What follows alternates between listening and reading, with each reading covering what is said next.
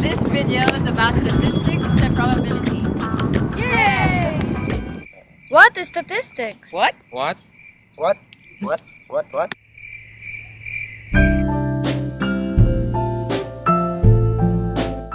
Statistics is a branch of mathematics that deals with collection, organization, presentation, analysis, and interpretation of data. Now let's move on to some terms. A population is a complete collection of all elements to be studied. A census is a collection of data from every element in a population. Well, it's a sub-collection of elements drawn from population. There are 6 types of sample: random, convenience, certified random, cluster, and systematic, and bias. A data is often distinguished between two types, quantitative and qualitative, wherein quantitative consists of numbers and qualitative are distinguished by characteristics. Go! Graphs such as bar graphs, line graphs, pie or circle graphs, and pictographs are used to represent recorded data. Now let's move on to frequency. Action. Frequency is the total number of times each score appears in the distribution. Let us now talk about the measures of central tendency. There are 3 measures of central tendency: mean, median, mode. The mean or average is the sum of a set of n numbers divided by n. But how do we calculate the mean of a data? Hi! Okay, to find for the mean, You need to add all the numbers divided by how many they are. so that's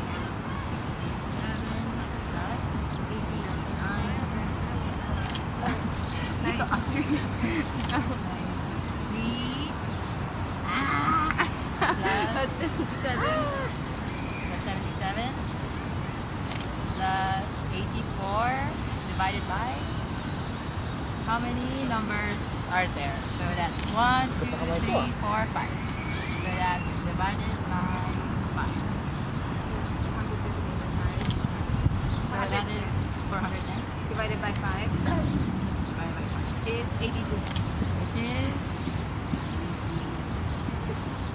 That's how to find the mean. Now let's talk about the median.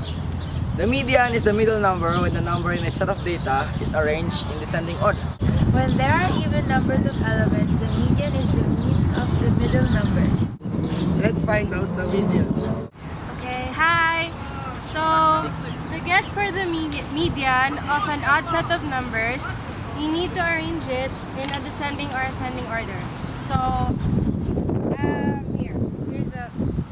so the first one is 93, 89, 84, 77, and 67. Okay, so what you do is you cancel the ones on the side until you get in the middle. So, there! 84 is the median. To get the median for an even set of numbers, arrange it also in descending or ascending order and cut. Since you have 2, you add the both numbers divided by 2. So 84 plus 77 divided by 2 is 80.5. The mode is the number that occurs most often in a set of data. A set of data can have more than one mode. if all the numbers appear the same number of times, there is no mode for that given set of data.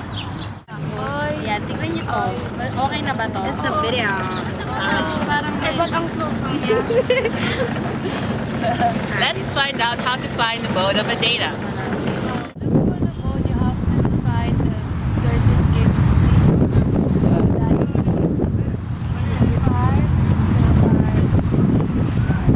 Your mode Okay, let us now move on to probability. What is probability?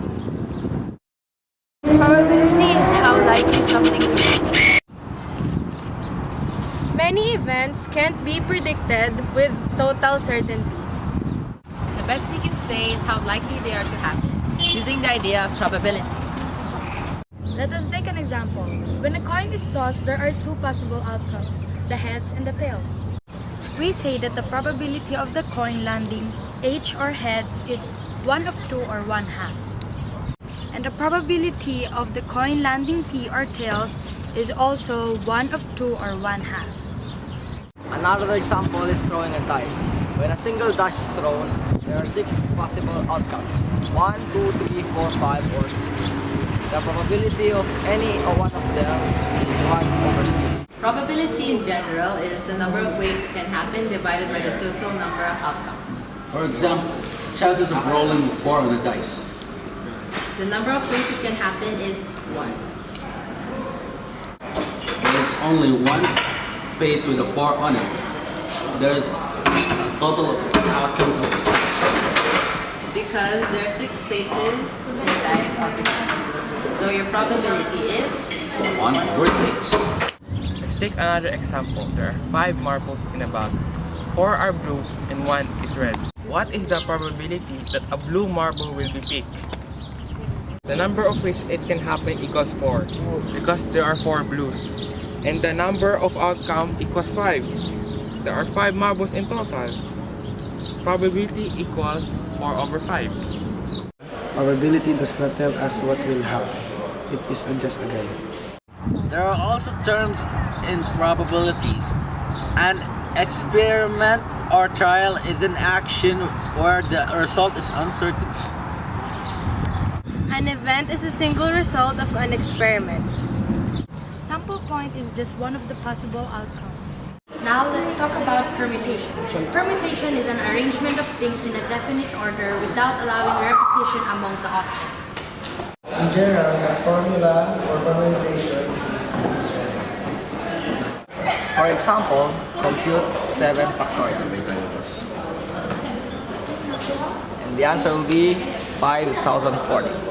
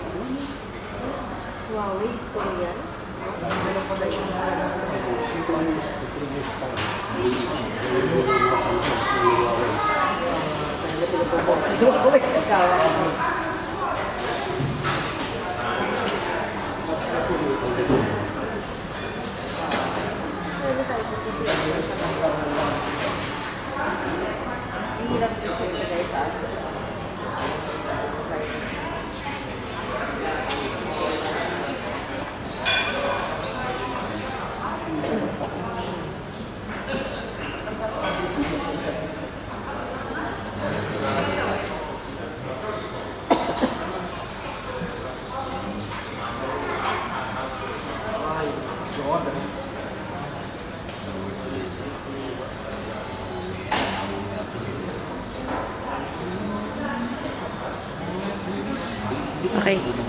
Sige, isa pa. Mario, ano yung 5? Nangangawit na ako dito. Malapit na. Kung nagkikita yung babae, pagdating ng pagkita, wala na yung A combination is a selection made from a group of items without regard to their ends. In calculator, press Shift Divide.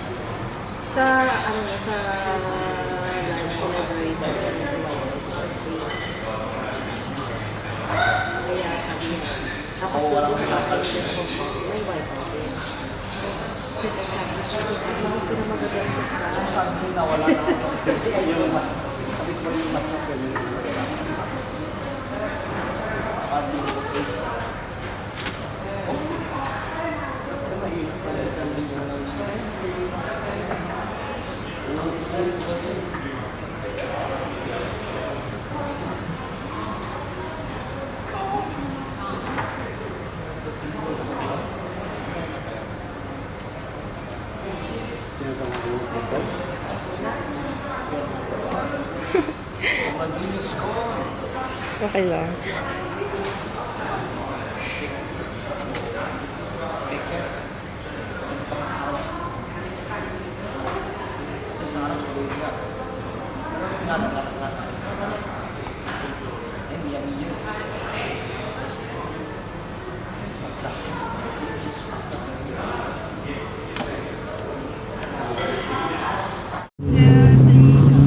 We are the group 1!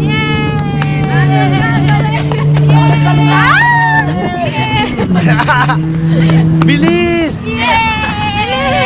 Thanks for watching! Thanks for watching! Okay lang kayo.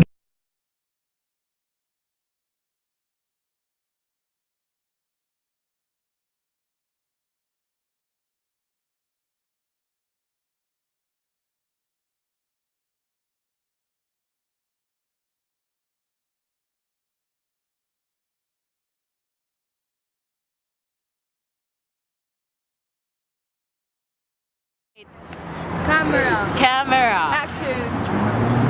Action.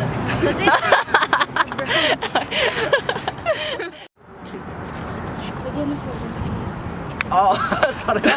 Lights, camera, action.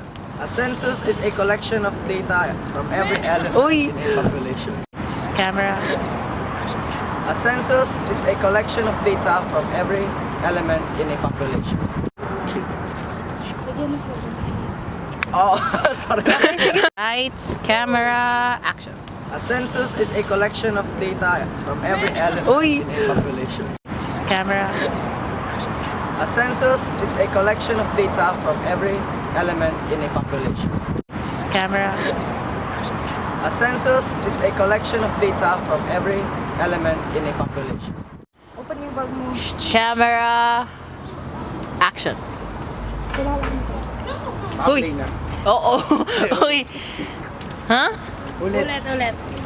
Lights, Frequency is camera, action. frequency is the total number of times each score appears in the distribution. 2, 3. George. 1, 2, 3. Frequency is the number. Pagka gumanyan. Frequency is the total number of times each score appears. Wait lang.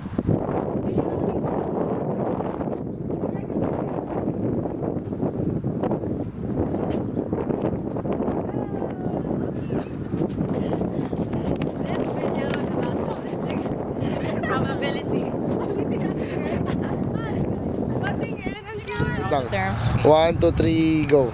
There are also terms and probabilities. In an experience or trial is an action. Experiment. Alam na pa kanina ng bisikleta. Playing alone. Ayos. Alin?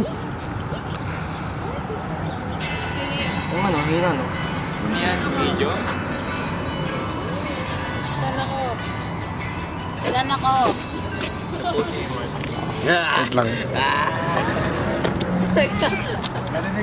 Kasi nagmamadali na tayo. Okay. 1, 2, 3, go. There are also terms and probabilities. Hindi. In bo, in. In. Tatlo na inis na. Hindi, kasi. Ano oras na ba?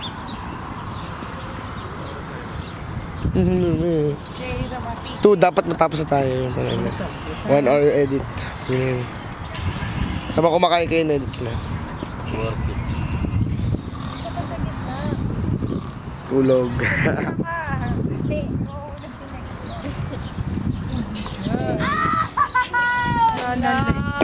Go. There are also terms and probability test. In experience, An. Okay. an experience or trial. Go. Okay, let us now move on to probability. What is probability? Okay.